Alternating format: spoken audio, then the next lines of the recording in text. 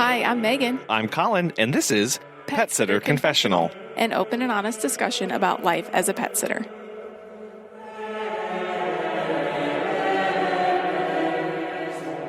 As pet care professionals, one of our goals is to help our clients be better pet parents. And one of those ways is to be more mindful about how they care for their furry family members. Today, Alexa Rabini, the Pug Mom, joins us to talk about how she helps educate her clients to be more mindful. She helps dispel some common misconceptions around CBD and the CBD industry, and how she runs and operates two separate communities, one for the pet sitters in her area and the other for pet parents. Let's get started. Thank you for having me. So I'm a certified integrative animal caregiver, and that basically means that I know how to implement home remedies that are non-medical, like using CBD, using enrichment for dogs, anything that you can do at home without a veterinarian supervising you. So I do specialize in private home boarding. It's something I started about 7 years ago because I actually work in the music industry. It's really more of a night job, but I call it a day job. And it's very seasonal, being an assistant talent buyer and putting on music production and live entertainment. And I was looking for something that wasn't just an office job or wasn't, having to do retail, whatnot, but something flexible. And for some reason it came to my mind, hey, why don't I start pet sitting and help more than just my friends and family? And over the years, I just became obsessed with pet nutrition and pet wellness. And due to the fact that my own dogs, they were suffering from their own issues. And that's why I decided to become a certified integrative animal caregiver to bring Western medicine with holistic medicine to make pet lives better. Oh, that's really cool. So you said you provide private boarding in your home. How do you make that work? So what I do is I require it only for dogs that are like under 30 pounds, because if you just heard my little pug, she's a little sensitive to large dogs. But, if a dog has separation anxiety and they can't be boarded in a kennel or they can't be alone at home, they can come to my home and it'll be their home away from home. And basically, they come for the meet and greet just like you would with a pet sitter going to the owner's house. You make sure that they're comfortable with the environment. You make sure that they pass a behavior test, and you just kind of go from there on when to board them as needed, whether it's for daycare or overnights. Yeah, and you say it's a service that's meant, it sounds like, predominantly for those with separation anxiety or maybe with a little bit more intensive care needs. I know for us, we get requests like that an awful lot, and we're not always able to accommodate them. So what's the market been like for that where you are? It's actually pretty good. And I mean, here roughly we charge, depending on the pet sitter and how experienced they are and how many pets, of course, they're boarding. Our average nightly rate is 40. Sometimes it's 50. Mm-hmm. And some pet sitters will charge by, the type of dog, and, if they're small, they're large, they're medium, or some will also do like additional dog rates. I just do the $40 flat and focus only on one dog at a time. If they have a second dog, then I'll take on the second dog. But I really enjoy doing one dog at a time, because it really also helps with not having to worry about, is the dog vaccinated? Because really when they're coming, that's when I do my non-medical exam and make sure that the dog is healthy. And if the dog doesn't seem healthy, then I'll point out my concerns to the owner. How has it been trying to market that, or how do you communicate the specificity of that kind of service? Because it really does sound like it's very, very niche in the world of pet care, of private home boarding. Do you find like that's easy for your clients to understand that that's a need of theirs? Yeah, I mean, it really all comes down to separation anxiety. Can the dog stay home alone? Does the dog need 24/7 supervision? Even with some of my boarding clients, they can't be dropped off by their owner, because then they feel like they're being abandoned. But if I go and offer that complimentary transportation to go pick them up from the house, whether the owner's home or not, it actually makes it a lot easier on the dog. Well, and it's easier to communicate, or as far as like an easier sell, when it is this more holistic, inclusive kind of package and service that you're able to offer them as opposed to these little piecemeal things sometimes. Yeah, because that's one thing I focus on too is some of my clients, they'll dog love a dry nose. I'll be like, hey, do you mind if I put some hemp salve on their nose? And I'm like, yeah, sure, go ahead. It's not like they have to go to the vet and get a prescription. I'm keeping an eye on them and keeping them updated while they're here on what's going on. I even record every dog's weight every day just to see if it's fluctuating, especially if the dog's not eating because they're, slumping from not being at home with their owner. No, that's really important, and to be watching those kind of changes in a pet, and especially in a boarding environment or with this dogs with separation anxiety, they do tend to not eat.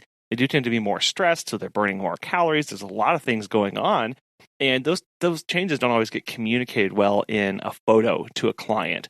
And so the last thing that you want to have is a dog that was maybe stressed out the first couple of days, lost a little bit of weight, and then when their owner picks them up is like, oh my gosh, what happened to my dog? Yeah. Well, one of my favorite things to do for enrichment is just throwing, some dog ice cream on a licky mat and offering it up to them. They go nuts for it.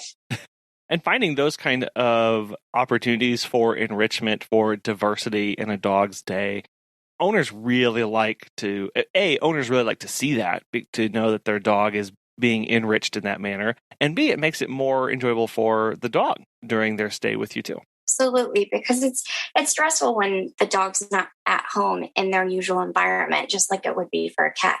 So how have you found it easiest to communicate? Do you get a lot of client interactions through Instagram, Facebook, other avenues? Honestly, what works the most is word of mouth. It's crazy. Because yeah, you could have a Yelp listing. Yeah, you can have a Google, and you can post about it on Instagram, but really word of mouth is what works the best because that person can share their experience. It comes from a trusted mouth. It comes from a trusted person that they can ask more in-depth questions on. And it's those personal referrals and word of mouth are just insanely powerful. And you're right. There's nothing that's come up in the digital age that has quite recaptured that ability. You are a certified integrative animal caregiver. What does that mean? So I got certified through Dr. Barbara Royal. She's known as Oprah's vet. And I basically learned how to implement those holistic home remedies at home for dogs, like using CBD for anxious dogs. And even with my own dogs, if they're in pain, my go-to is arnica. And immediately I notice that they're no longer limping. You don't have to worry about getting a prescription from the vet. And it's a quick fix. And so what was that certification process like for you? It took about 6 months. And it just basically went through the different remedies that you can do at home, going through the different remedies and nutrition aspects and wellness. So I think you've given one example. What's another common example that you see or that you have discussions with clients a lot? A lot of clients will bring up nutrition, but when it comes to pain management and separation anxiety, that really comes up a lot. And I tell clients when it comes to CBD, you don't want to dose by the weight. You want to dose by the ailment. Is it separation anxiety? Is it pain? Or, are they even suffering from cancer? That would be a different dose than, say, even allergies as well. I know CBD has become insanely popular, not just in our human clients, but also in our pet clients as well. So how has that industry changed or matured, do you think, to the point where people are more accepting of it these days? They really are, because they're learning that when it comes to CBD, you're looking for a full spectrum extract. You don't want broad. And you want to look at that COA, which I know it can be hard to read. But once you know that it's third-party tested and that it has only, less than 3% of THC, you know that your dog's not going to get high, dog's not going to get sick. And you're using a brand specifically curated for your dog rather than for a human. Yeah, it's that specificity and I think refinement of a lot of the products out there that have increased a lot of people's confidence in it. How do you, or where do you go to learn more about those products and how to use them? So one of my favorite resources is Planet Paws. It's hosted by Rodney Habib and Dr. Karen Becker, who are experts in the industry. They're actually coming out with a book this fall called The Forever Dog, and they curated the documentary, the Dog Cancer series, which is an amazing documentary if you ever get the chance to watch it. And you can also watch, there's another documentary called Petfold. It was available on Netflix, but I think now it's over on Amazon Prime. That's another great watch. And every day I just follow all the different holistic vets, whether it's, I'm trying to remember, Dr. Zach, he works for CBD Dog Health. He's wonderful. And even brands like Dr. Harvey's, they're true experts and they know so much about longevity and how you can really make your pet's life better.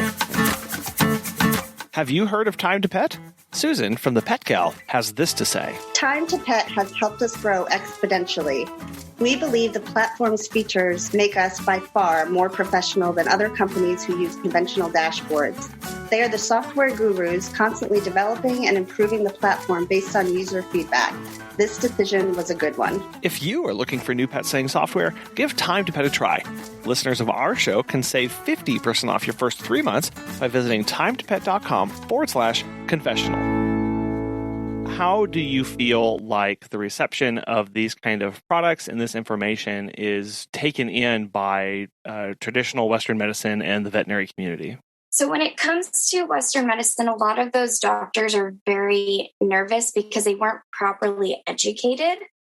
Even there's a great quote that I actually just shared on Instagram today where Dr. Katie, she says, veterinarians are the only medical profession that recommends a dry processed kibble diet for the life of your pet. And there's nothing against feeding kibble. It's just you have to think about the dog in front of you. Why does that dog have a hot spot? What are you feeding the dog? How are you taking care of the animal? That's really when it comes to caregiving versus pet sitting, you could say. Are you caring for the animal or are you just basically babysitting it, just watching it like a child? Are you actually focused on their ears, their eyes, their nose, and their butt? No, you're totally right. I think having looking at the whole animal, the whole environment, the whole diet is really, really important. And it's amazing how many things come from or derive from the diet that an animal's having or the environment that it is. And when those get changed, the kind of response that you can get. One thing I learned about being in the pet industry, I have to give a lot of credit to not only Pet Sitters International, but there was a one-time conference I went to called Pet Sittingology. I don't believe it no longer exists, but it was a great conference where I got to learn from lots of experts, even conventional experts like Dr. Sue, the cancer vet, Dr. Annie Burke was there. It's just about when it comes to professional pet care, you're really looking at the animal overall and being there from start to finish. Well, and that's really important too, is to recognize that the pet that we start caring for is not going to be the same pet in 5 years, and their needs are very different. And I think many of us think of that, especially in the context of things like exercise, right? I can't give the same walk to a 1-year-old puppy as I can to the same dog when it's 10 or 15. Those kind of care looks very different. And things like supplements and diet tend to fall by the wayside for a lot of us. And it's also about rotation. Rotation, honestly, is key in a dog's life, because you don't just want to feed chicken over and over. You don't want to just give a Kong over and over. The more you rotate, the more enrichment you're going to give to a dog. Right. So what do you think are some of the most common misconceptions that people have about CBD in pets? Well, when it comes to CBD, they get scared that their dog's going to get high. When it comes to pain meds, they just follow whatever their vet prescribes. And in order to make your pet's life better, you have to truly do what works for your dog, because every dog is bio-individual. What works for one dog is not going to work for the other. And that's why I say when it comes to CBD, you don't want to dose by the weight. You want to dose by the ailment. Are they suffering from allergies? Are they suffering from pain or inflammation? Even with Dixon, my puggle, if I know fireworks are coming, I'll give him a unique blend that has lavender in it 15 to 20 minutes before the fireworks. But if we don't have fireworks that day, then every 12 hours, I'm giving him a unique blend that has turmeric in it to help with his allergies.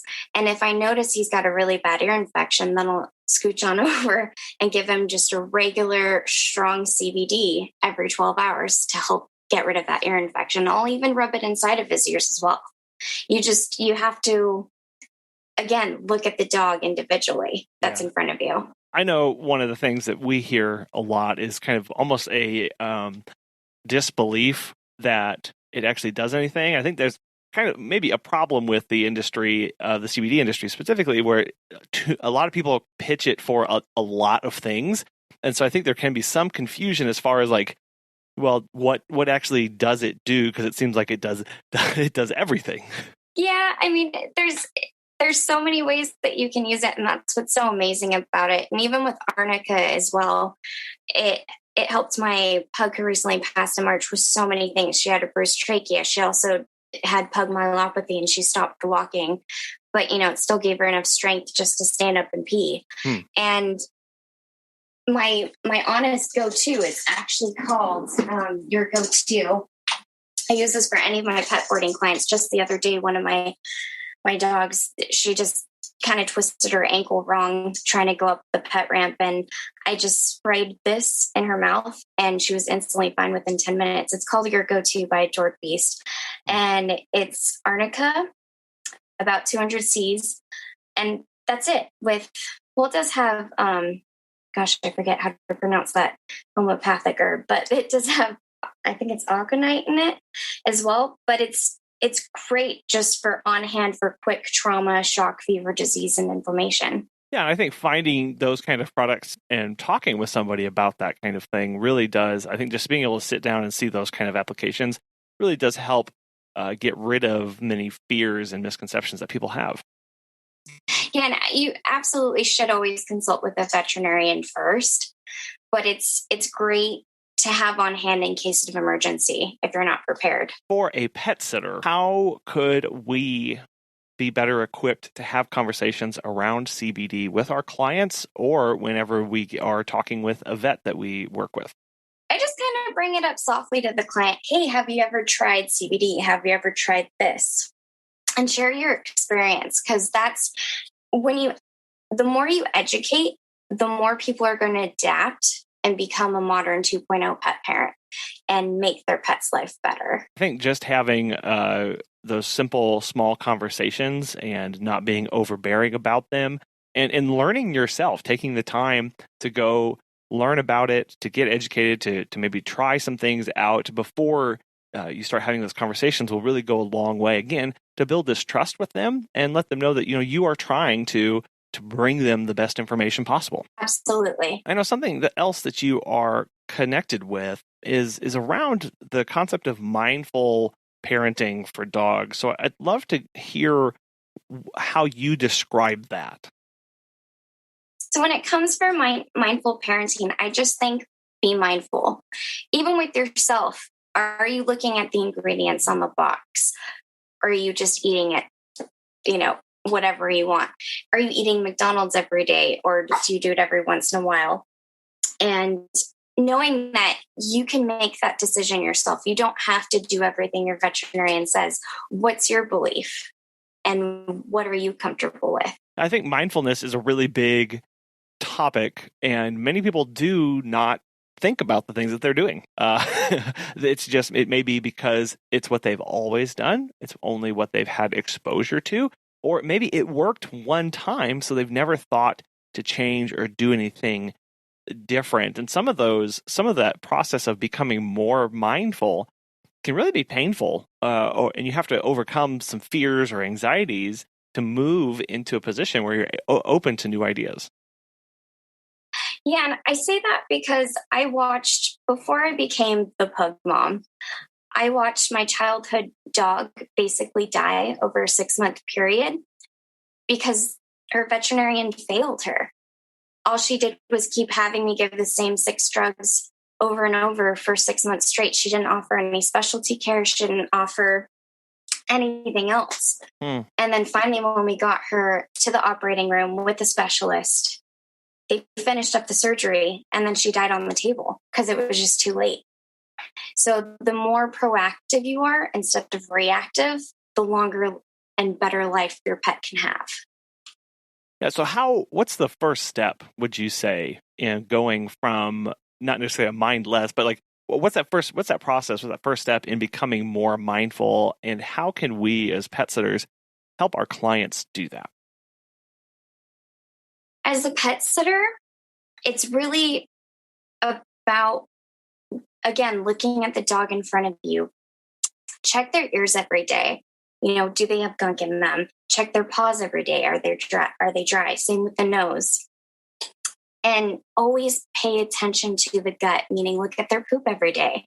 Don't just pick up after your dog, your client's dog. Look at that poop and make sure. I know it sounds funny, but it's really important because everything starts in the gut. So once you start paying attention to those ears and the poop, you'll know if something's wrong. And you'll be able to make further decisions, not necessarily for your client, but you'll be able to help them. Right. And because we are around the pets very frequently, we can become very acquainted with their poop and how they poop and when they poop and what to expect when things happen. And then if something looks off, being the first one to take a picture of it and send it to the client so you can keep them updated too. It sounds weird to text poop to your client, but they're actually really interested in it. You'd be amazed at the number of pet clients who are like, "Oh my gosh, thank you. That's great for the poop." Yeah. Well, you can always say, "Hey, their poop looks off," and just kind of describe it to them as well. But it's just important to make sure that your client knows and is aware of what's going on, and even for your own dog as well.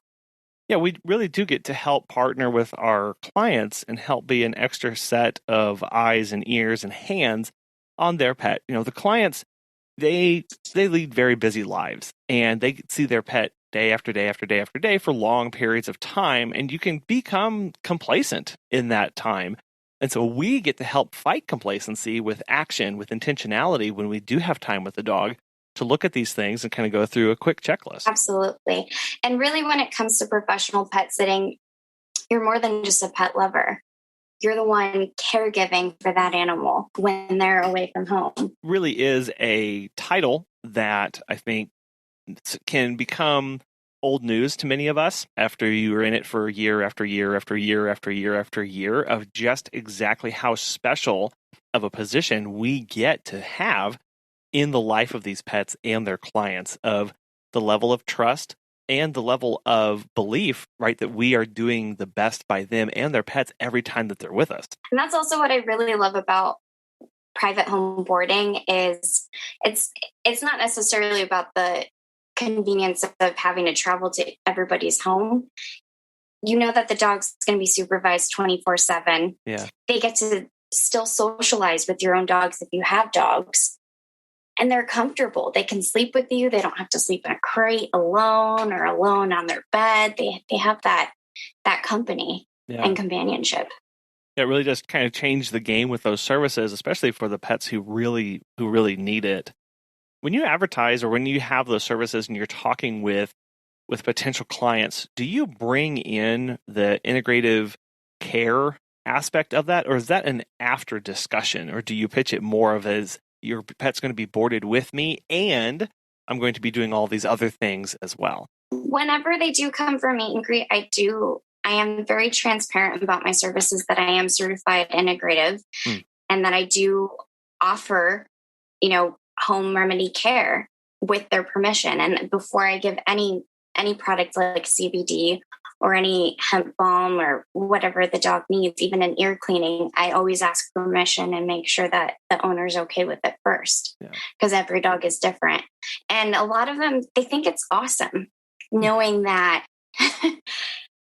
that I actually am focused on their dog and not just, oh, you can bring your dog over and your dog can sleep here. Other than those kind of reactions, have you ever had responses of people being skeptical about those other services? And what was that education process like for them? I have had one or two clients turn away the CBD. They're like, they don't need it.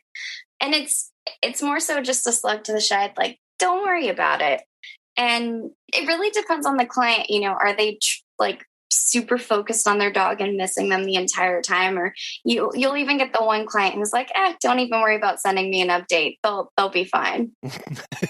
Yeah, we get those clients too, where we'll say, oh, we'll send plenty of updates and pictures about them. And they kind of give you that look and they go, I know what my dog looks like. Thanks. Yeah. You are also a big proponent of wellness retreats. And so when I think of a wellness retreat, I know what I have in mind, but what is a wellness retreat to you and the role that it plays in the life of a pet? When it comes to wellness retreat, that can include a spa day, that can include, an extra long walk. It's all about just making the dog feel comfortable even though they're away from home. Mm. And there is also another local pet sitter in my city that, even offers Reiki. She'll do sound baths. It's interesting what it can expand out to for dogs. So this sounds like it's another way of talking about the kind of services that you offer. Is it a reframe of as a wellness retreat, or is this an additional service that you can request through you? I personally just like to call it a wellness retreat just so they understand that their dog is basically on vacation too, and it's less stressful for them. But, there are pet sitters out there, like I mentioned, my friend Megan, she also turns it into another way to make it like a spa vacation for the dog as well. Yeah, I know that clients are very interested in having those kind of services of I'm paying this money, I'm on vacation, I want to know my dog is having a good time too. And so to bring in some of these extra aspects of it that maybe the client wasn't necessarily expecting, right? It's kind of like, oh, you didn't think your dog was going to have a spa day with me, did you? Ha, you gotcha. But it does kind of take that service and really does make it something super special. Absolutely, because every dog deserves the good life. Are you a member of Pet Sitters International? PSI is the largest educational association for professional pet sitters and dog walkers with a mission to promote pet sitting excellence through education. After the tumultuous past year, having the support of a strong community and direct access to educational resources and business tools is more important than ever as we rebuild our businesses. PSI is here to help with a free monthly member toolkit, monthly bonus resources, online trainings, private member Facebook group, and more, along with group rates on insurance and background checks. PSI is the one-stop shop for everything you need for your pet sitting or dog walking business. As an educational association, PSI believes that if you know better, you'll do better, and invites you to join thousands of other like-minded professionals who are committed to offering the best possible pet care services and elevating our industry. If that sounds like you, visit petsit.com/PSC to learn more. Our listeners can save $15 off your first year by using the promo code PSC15 at checkout. In addition to all of the pet sitting and the holistic care and the nutrition and all that stuff that you have going on, you also are really active on running some Facebook community groups, and not just for pet owners, but also pet professionals in your area. Why did you feel like you needed to start those, and what was kind of the goal of those groups? Yeah, so I started the Possum Professionals Network. I want to say it was about 5 years ago. After there was a local death, we had a pet sitter who just signed up for Rover, joined like it was Facebook, and she had no training in pets.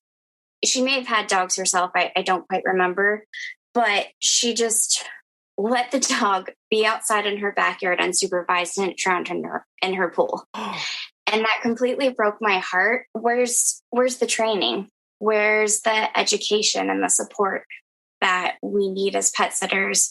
That's why I give a lot of credit to Pet Sitters International, because I myself did start pet sitting on Rover, but Pet Sitters International is the one who truly brought professional pet sitting to my life, and paying attention to the animal and making sure I was caregiving for the animal. And when it came to my network, we decided to, it wasn't just me, we all together, the local businesses in my community, we decided to basically create a mastermind, not only for pet sitters, but, retailers and groomers are also welcome to join. And we just kind of get together once a month and every day on Facebook and say, hey, I ran into this issue, or, hey, I have a client who needs a pet sitter from here to here.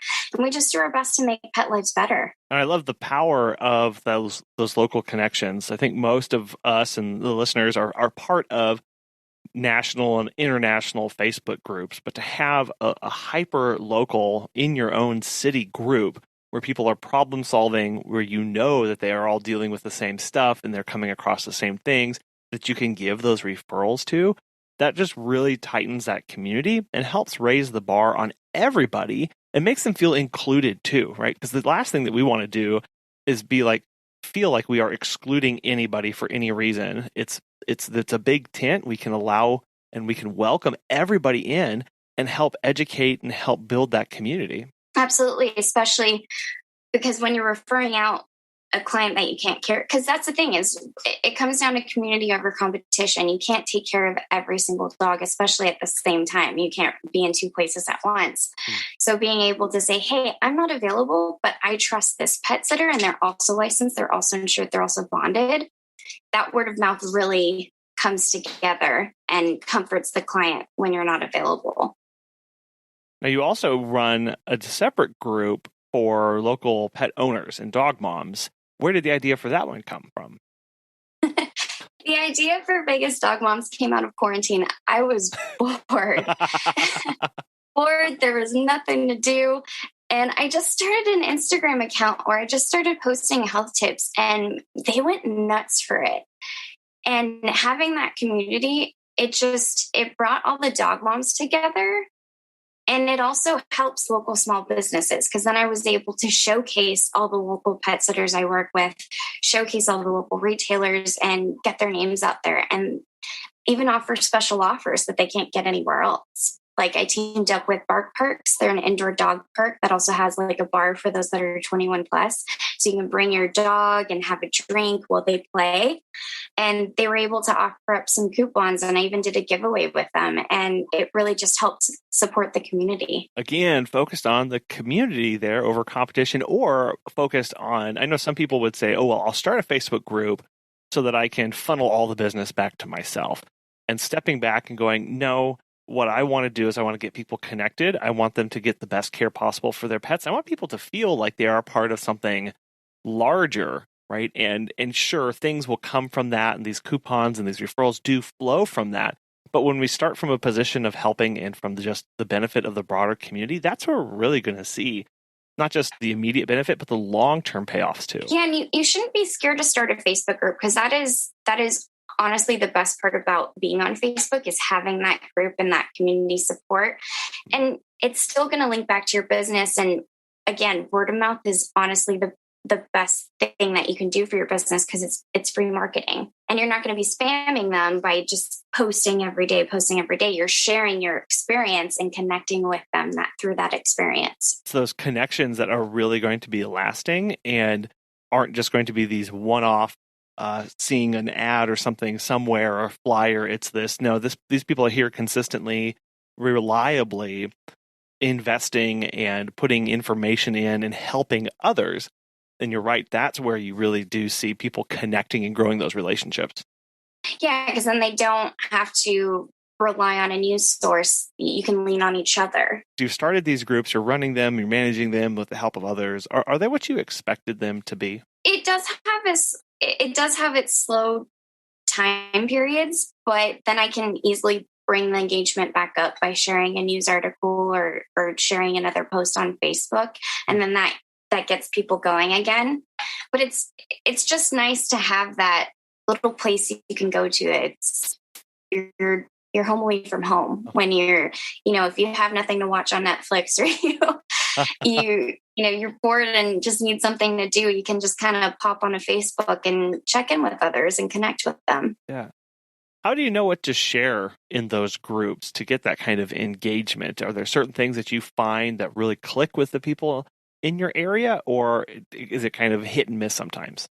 It can be a hit and miss because everybody's different. Not everybody believes in holistic medicine. Not everybody believes in conventional medicine. So you gotta pick and choose. Like sometimes I'll share an article from The Truth About Pet Food, and they're like, "Oh my gosh, I didn't know that there was a Hills recall going on," or this lawsuit was going on. And then sometimes they do feed Hills pet food, and they're like, "I feed Hills pet food, and there's nothing wrong." But then you kind of have to remind them, hey, we're all here together. All breeds are welcome. And it's okay if you're not on the same page. It's okay. It's all just about being, again, mindful. Yeah, mindful and civil towards one another in those discussions, recognizing that everyone is trying to do right by their own beliefs and respecting that. Yeah, and just keep the politics out of it and just share your experience. Now, if someone is interested in starting a group in their area, they don't have one, what's some advice that you would give to that person? Reach out to your community. Reach out to other pet sitters. Reach out and see if they're interested in managing it with you. And if they're not, you can still go for it on your own. Some of my favorite tools are Canva. That's great for easy, quick flyers. You can also just start searching for names, because originally my group was the Las Vegas Professional Pet Sitters.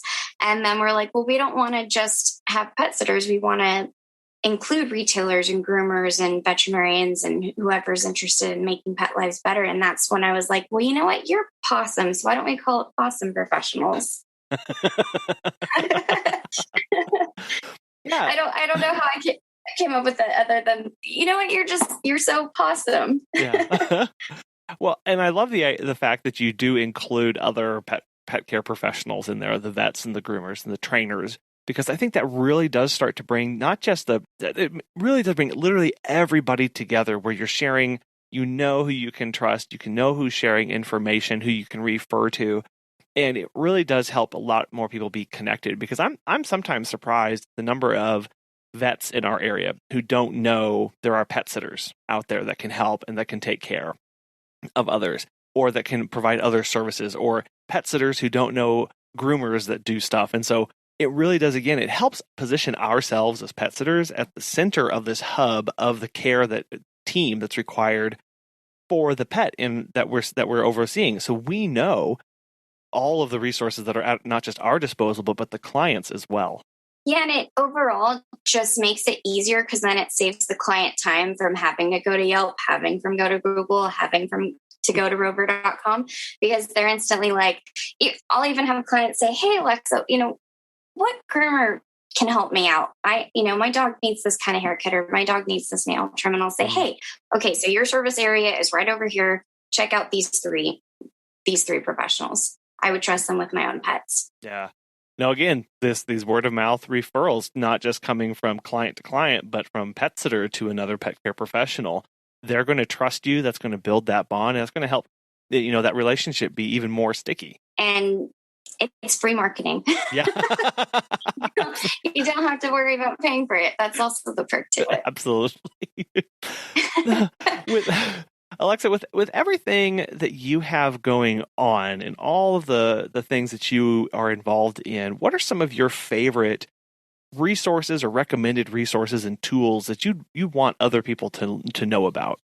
Definitely. I mean, Canva really comes in handy when it comes to marketing. For pet sitters, it's also really great to read the pet magazines that are out there. Like, I really love Pets Plus. Even if you're not a retailer, it's still good to know what's going on in the industry.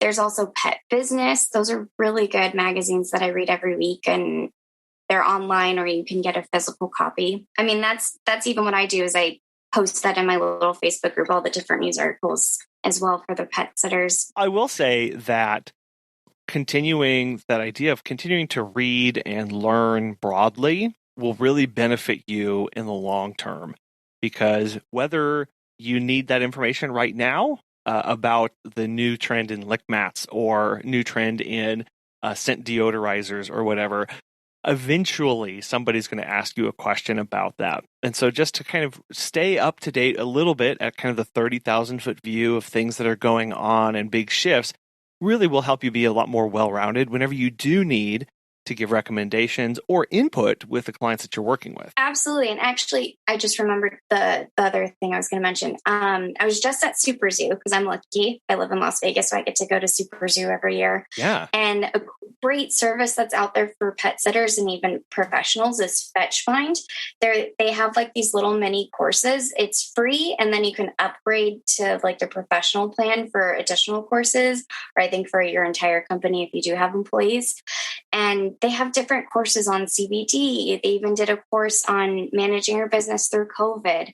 And it's a great little just quick way to get education without having to go through a full certification. Yeah.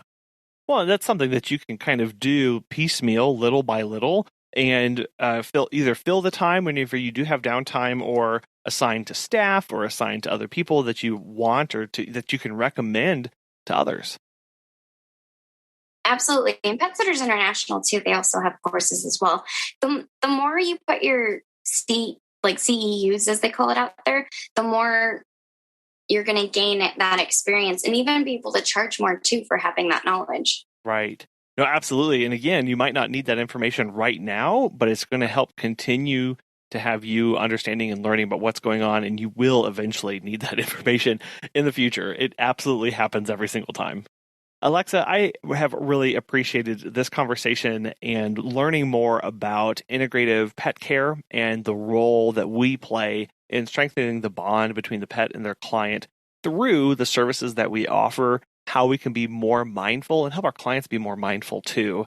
But we covered a lot of ground, and I know that there's just a lot more out there. So if listeners want to get connected and pick your brain about more things, how can they do that?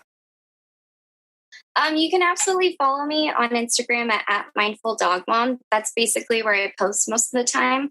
Or you can also just visit my website, mindfuldog.mom. Yeah, and I'll have links to all of that and all of the resources and recommendations that you gave to as well in the show notes, so listeners can click right to that. Alexa, this has been really thoroughly enjoyable. Thank you so much.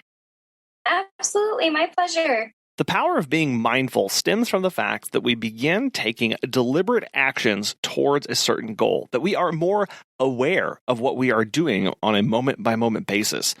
This is grounded fundamentally in educating ourselves about various options, about various viewpoints, and about things as they change from time to time.